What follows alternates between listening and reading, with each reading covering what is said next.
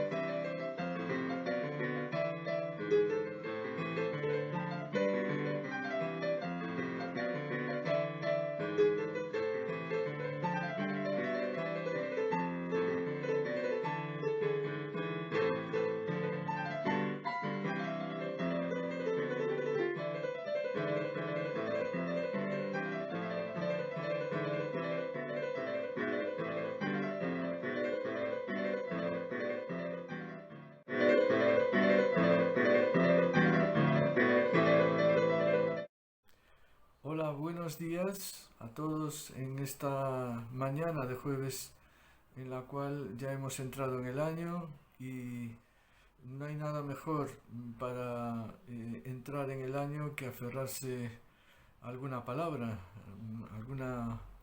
de Dios. Y concretamente me gustaría que pudiésemos meditar en Juan capítulo 15 versículos del 1 al 11, que dice así: Yo soy la vid verdadera y mi Padre es el labrador. Todo pámpano que en mí no lleva fruto lo quitará, y todo aquel que lleva fruto lo limpiará para que lleve más fruto. Ya vosotros estáis limpios por la palabra que os he hablado. Permaneced en mí y yo en vosotros. Como el pámpano no puede llevar fruto por sí mismo si no permanece en la vid, así tampoco vosotros si no permanecéis en mí. Yo soy la vid, vosotros los pámpanos. El que permanece en mí y yo en él, éste lleva mucho fruto, porque separaos de mí, nada podéis hacer. El que en mí no permanece será echado fuera como pámpano y se secará. Y los recogen y los echan en el fuego y arden. Si permanecéis en mí y mis palabras permanecen en vosotros, pedid todo lo que queráis y os será hecho. En esto es glorificado mi Padre, en que llevéis mucho fruto y seáis así mis discípulos. Como el Padre me ha amado, así también yo os he amado. Permaneced en mi amor. Si guardareis mis mandamientos, permaneceréis en mi amor, así como yo he guardado los mandamientos de mi Padre y permanezco en su amor. Estas cosas os he hablado para que mi gozo esté en vosotros y vuestro gozo sea cumplido. En este pasaje Jesús utiliza la representación del Padre del cielo en la figura de un labrador. El Padre es el labrador, un oficio que, por ejemplo, el arcipreste de Hita, escritor y religioso español del siglo XIV, quizá el más importante representante de la literatura medieval española de ese siglo, en su poema Propiedades del dinero califica al labrador de un trabajo rudo. Rudo significa tosco, sin pulimento, y dice así: aun al hombre necio y rudo labrador, dineros le convierten en hidalgo doctor. El hombre necio y rudo labrador se refiere al oficio de labrador como algo duro, ¿no? Como algo rudo. Y efectivamente el trabajo en la tierra es un trabajo rudo, duro, requiere mucho esfuerzo y dedicación para que la cosecha vaya adelante. El Padre trabaja de una forma dura, utiliza mucho esfuerzo, dedicación para que la cosecha, su cosecha, que somos nosotros, vaya adelante. Y el Padre trabaja en la viña, la cual es Jesús el Señor. Jesús se autodenomina la vid verdadera y Jesús se representa a sí mismo como la vid verdadera. El Padre trabajando en la viña, Él, Jesús, es la viña. Y no solo la viña, sino que enfatiza diciendo que es la vid verdadera. Jesús, a lo largo de su discurso en la tierra, pues utilizó varios símbolos para referirse a sí mismo. En este caso utiliza la palabra viña, la figura de la viña, pero también se llama a sí mismo como puerta. Por ejemplo, en Juan 10, capítulo 10, versículo 7. O más adelante, cuando habla de el buen pastor, Él es el buen pastor. también el pan en Juan 6:35, Hijo de Dios en Mateo 11:27, Hijo del Hombre en Marcos 10:45, autodenomina a sí mismo la resurrección y la vida, el camino, la verdad y la vida, en este mismo Evangelio de Juan, en el capítulo 14, versículo 6. Y Jesús, en este capítulo 15, se autocalifica como la viña, la vid verdadera. Y dice que yo soy la vid, todo pámpano que en mí no lleva fruto, lo quitará, y todo aquel que lleva fruto lo limpiará para que lleve más fruto. Llevamos fruto obedeciendo los mandamientos de Dios. Una desobediencia reiterada nos puede llevar a que Dios nos quite de su obra. Por ejemplo, si vemos el mal ejemplo de Sansón, fue consagrado al servicio a Dios. Sin embargo, lo derrochó. Conocemos su historia narrada en el libro de los Jueces. Y por la misericordia de Dios no fue descartado, pero estuvo a punto de estarlo, y para ello murió de una forma trágica. Y qué advertencia, que si alguien no lleva fruto, lo quitará. Creemos que la clave para permanecer en Jesús es tener contacto periódico y constante con Él. Necesitamos, en primer lugar, convertirnos, necesitamos entregar nuestra vida a Cristo. Por la fe en Jesucristo entramos en su gracia y entonces nos metemos, digamos, en Cristo. Pero necesitamos alimentarnos para que nuestra alma siga o permanezca viva. Necesitamos alimentarnos de Dios mediante la oración y la escritura. Esa escritura que necesitamos conocer para saber cómo Dios piensa, y así estaremos en Él cumpliendo sus mandamientos. Jesús enfatiza esto diciendo: si guardareis mis mandamientos, permaneceréis en mi amor, así como yo he guardado los mandamientos de mi Padre y permanezco en su amor. Jesús dice que la forma de permanecer en Él es guardando sus mandamientos, y para guardar sus mandamientos necesitamos orar, necesitamos alimentarnos de la palabra de Dios constantemente. Y la verdad es que conocemos mucha teoría, pero la práctica es difícil a veces. Por eso necesitamos la ayuda de Jesús, su gracia, en la cual entramos por la fe. Por otro lado, tenemos la estupenda promesa de que si llevamos fruto en Él, es decir, permanecemos en Él y obedecemos sus mandamientos y llevamos fruto, Él nos limpiará para que llevemos más fruto. En el versículo 3 nos dice Jesús que ya vosotros estáis limpios por la palabra que os he hablado. Estando en Jesús ya somos limpios, porque es por su gracia que somos limpios.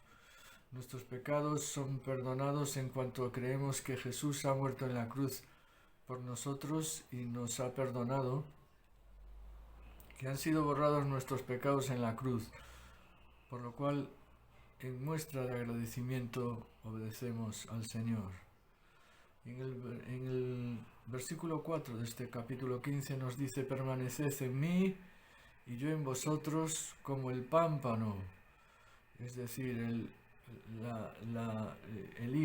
los hijos de la vid no pueden llevar fruto por sí mismos si no permanecen en la vid, así tampoco vosotros si no permanecéis en mí. No podemos llevar fruto por nosotros mismos. Si estamos separados de Jesús, como Él dice, separaos de mí, nada podéis hacer. Necesitamos estar en Jesús, pues, para llevar fruto. Y en el versículo 5 nos dice: yo soy la vid, vosotros los pámpanos. El que permanece en mí y yo en él, este lleva mucho fruto, porque separaos de mí nada podéis hacer. Esto corrobora lo que hemos dicho en el versículo anterior, el versículo 4. Y en el 6 nos dice: el que en mí no permanece será echado fuera como pámpano y se secará, y los recogen y los echan en el fuego y arden. Si no nos quedamos con Jesús, por la fe en Él, nos secaremos e iremos a la perdición, y los echan en el fuego y arden, dice Jesús. Y por último dice, a partir del versículo 7, dice: si permanecéis en mí y mis palabras permanecen en vosotros, pedid todo lo que queréis y os será hecho. Esta es la condición para que cuando pidamos nuestras oraciones puedan ser contestadas, que permanezcamos dentro de los caminos de Jesús. A veces Dios, por su misericordia, permite que las peticiones de aquellos que no siguen sus caminos sean contestadas, pero no es la norma. La norma es: si permaneciereis en mí y mis palabras permanecen en vosotros, pedid todo lo que queráis y os será hecho. Y continúa diciendo en el versículo 8: en esto es glorificado mi Padre, en que llevéis mucho fruto y seáis a mí así mis discípulos. Un discípulo de Jesús se caracteriza porque lleva mucho fruto, no solo de conversión de almas, sino de distintos servicios en la obra de Dios. A través de ellos puede producir el discípulo mucho fruto. Y dice en el versículo 9: como el Padre me ha amado, así también yo os he amado, permaneced en mi amor. Jesús nos exhorta a que permanezcamos, a que no nos vayamos de su lado por la fe, para que Él pueda conseguir en nosotros mucho fruto. Y en el versículo 10 dice: si guardareis mis mandamientos, permaneceréis en mi amor. Vuelvo a enfatizar lo mismo que hemos dicho antes. Necesario guardar los mandamientos de Dios por la gracia, con la ayuda del Señor, a través de su misericordia, a través de la fe y a través de la oración, pidiendo la ayuda a Jesús para que Él nos permita guardar esos mandamientos, cumplirlos. Y dice: así como yo he guardado los mandamientos de mi Padre y permanezco en su amor, estas cosas os he hablado para que mi gozo esté en vosotros y vuestro gozo sea cumplido. Dios, a través de toda esta palabra que hemos leído hoy, nos habla, o quisiera acabar este mensaje hablando de que el gozo que se produce en aquellos que permanecen en Dios es lo que el Padre y Jesús desean. Que permanezcamos en Él, que permanezcamos en sus palabras y que pidamos para que nuestro gozo, el gozo de Dios, esté en nosotros, y para que el gozo al final llegue a buen término y podamos alcanzar la meta, que es el reino de Dios y su justicia, y también llegar al cielo. Espero que todo esto que hemos compartido haya servido para alimento de vuestras almas y de todos aquellos que nos escuchan, que pueda ser un acicate, un aliento para que pueda acercarse a Dios todo aquel que quiera permanecer en Él. Todo aquel que quiera buscarle y seguirle, pues estas palabras pueden ser un buen aliento. Pues nada más, buen año y hasta siempre, bendiciones.